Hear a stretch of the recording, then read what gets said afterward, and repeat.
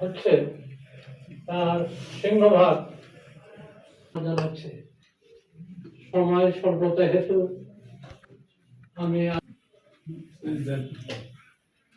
আজকে মহান সম্মানিত আমাদের দিক নির্দেশক গুরুদাসপুর উপজেলার আত্মীয় আমাদের এই স্নেহধন্য আমাদের এই সম্মানযোগ্য আমাদের এখন বর্তমান অভিভাবক আজকের নাটোর গুরুদাসপুর বড়াই গ্রামের সংসদ সদস্য জনাব আব্দুল আজিজ মহোদয়, উপস্থিত উপজেলা প্রশাসনের সকল স্তরের কর্মকর্তা কর্মচারী বৃন্দ এবং আমার আপনার সকলের প্রতি সালাম ও শুভেচ্ছা জানিয়ে আজকের এই মহান ভাষা দিবসে আমার এই বক্তব্যটি মহান ভাষা আন্দোলনের 1952 সালে আমাদের এই ভাষা যে ভাষা আমি আপনি সকলে কথা বলছি এই কথা বদ্ধ হয়ে সেই প্রশাসন সেই সরকারের বিরুদ্ধে আন্দোলন করে সংগ্রাম করে তারা ঢাকার রাজপথে বুকে কালাম রফিক বরকত সালাম সহ আরো অন্যান্য। এবারে আমরা অত্যন্ত আনন্দিত আমাদের নবনির্বাচিত আমাদের এমপি গুরুদাসপুর বড়াই গ্রামের জনাব আব্দুল আজিজ এমপি স্যার এখানে আমাদের প্রধান অতিথি হিসেবে উপস্থিত আছেন। আমরা তাকে আশ্বস্ত করতে চাই যে আমাদের এই গুরুদাসপুরে আমরা অত্যন্ত সুন্দর একটা পরিবেশে আছি এবং আমাদের যে বিভিন্ন দিবস জাতীয় দিবস ও সব দিবস। আমরা যখন স্কুলে পড়ি তখন থেকেই এই দিবসটাকে পালন করে আসছি।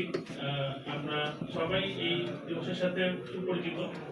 সকালবেলা খালি পায়ে প্রভাত ফেরি করে শহীদ মিনারে ফুল দেয়া আমার মনে হয় আমরা সবাই স্কুল এবং কলেজে থাকাকালীন সময় করে আসছি। এখনো স্কুলের কালচারে এটাই প্রচলিত আছে, শুধু অফিসিয়াল ডেকোরামে এটা সব রাত 12টা 1 মিনিটে চলে গিয়েছে। তো ওই সময়ে আমরা করে আসছি যখন ডিক্লারেশন হইল যে Urdu will be the only state language of Pakistan, এর এগেইনস্টে যেভাবে বাংলা ভাষাভাষীরা ফুঁসে উঠেছিল এবং শহীদ সালাম বরকত জব্বার সহ অনেকেই নিজের রক্ত দিয়ে মাতৃভাষাকে বাংলা ভাষাকে প্রতিষ্ঠিত করার জন্য আত্মাহুতি দিয়েছিলেন। তো এই কথাবার্তাগুলো যখন আমরা বইতে পড়ছি তখন আসলে ওইভাবে আমাদের মনে দাগ কাটেনি, কিন্তু আমি আমার ব্যক্তিগত জীবনে যেটা বলবো যখন ফাঁপা এসেছে আর আমরাও জাতি হিসাবে বিভক্ত হয়ে গেছি, দেখিনি যে এই সরকার অন্যায় করছে কি ন্যায় করছে। আমি যদি ওই সংগঠনের লোক হই, ওই সরকার যদি অন্যায় করে তাহলে মনে করব যে না সেটাও ঠিক করেছে, আমাদের দোষটাই শুধু এখানে। আজকে দেখেন আমি তো মনে করি আজকের এই অনুষ্ঠানের অপূর্ণতা আছে, পূর্ণতা পায়। আজকের এই আলোচনা সভার আমার গুরুদাসপুর ভৌগোলিক সীমারেখার মধ্যে নানা রাজনৈতিক নেতৃবর্গ আছে, সবাইকে আমি প্রশাসনের সদয় দৃষ্টি আকর্ষণ করে বিনয় সহিত বিনম্র পরিভাষা বলতে চাই, আগামী দিনে জাতীয় অনুষ্ঠান যতগুলো হবে আমার গুরুদাসপুর বড়াই গ্রাম ভৌগোলিক সীমারেখার মধ্যে যত দলের মানুষ আছে, যত মতের মানুষ আছে, যত ধর্মের যত বর্ণের মানুষ আছে, সবগুলো মানুষকে আহ্বান করবে। আমরা সবাইকে নিয়ে আগামী দিনের পথ চলতে চাই। আমরা বিএনপি সরকার গঠন করেছি, বিএনপির লোক নিয়ে দেশ সাজাতে চাই না। বিএনপির সংখ্যা 18 কোটি না, বিএনপির সংখ্যা যদি দেখি কোটি কোটি হতে পারে, কিন্তু 18 কোটি না। বিএনপির লোকগুলো ব্যতি রেখে অন্য সংগঠনের লোকের সংখ্যা কিন্তু বেসমান। তাদেরও অধিকার আছে এই দেশ সাজানোর জন্য, তাদেরও হিতবোধের বুদ্ধি পরামর্শের আমাদের অত্যন্ত প্রয়োজন। আগামী দিনে জাতীয় পর্যায়ে নির্বাচনে নির্বাহী কর্মকর্তা মহোদয় আপনি এখানে থাকবেন কিনা জানি না, আপনাদের তো জবটাই হচ্ছে এখান থেকে আরেক জায়গায় সরে যাওয়া। দায়িত্ব কর্তব্যের খাতিরে এখানে আছেন, দায়িত্ব কর্তব্য পালনের ক্ষেত্রে হয়তো কর্মস্থল পরিবর্তন করে অন্য জায়গায় চলে যাবেন। যদি থাকে তাহলে এই পরবর্তী পর্যায়ে অনুষ্ঠানগুলো আওয়ামী লীগ বিএনপি জাতীয় পার্টি জামাত যত ধর্মের যত বর্ণের যত রাজনৈতিক নেতৃবর্গ আছে, যারা রাজনীতি নিয়ে দেশ নিয়ে বিদ্রোহ করেছে, দেশের ক্ষতি করেছে, তাদের আইনি আদালতে বিচার হবে। তারা ব্যতি রেখে দেশের মানুষের সংখ্যা তো বেসমান, আমরা সবাইকে নিয়ে পথ চলতে চাই। আমি এই আজকে শহীদ দিবস এবং আন্তর্জাতিক মাতৃভাষা দিবস।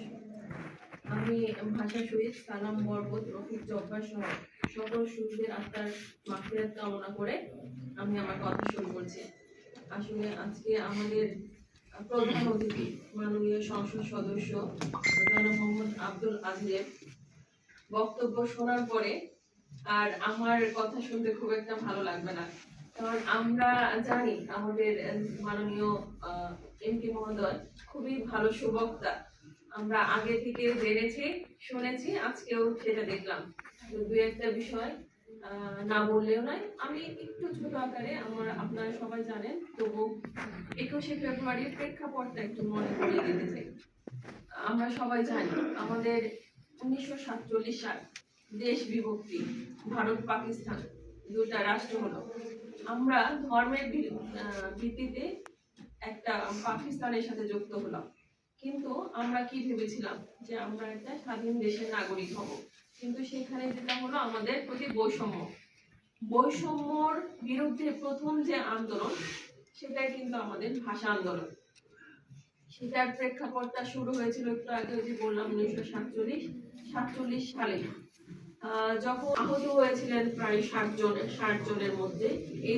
এটা আবার 2 দিন ব্যাপী এরকম চলছিল।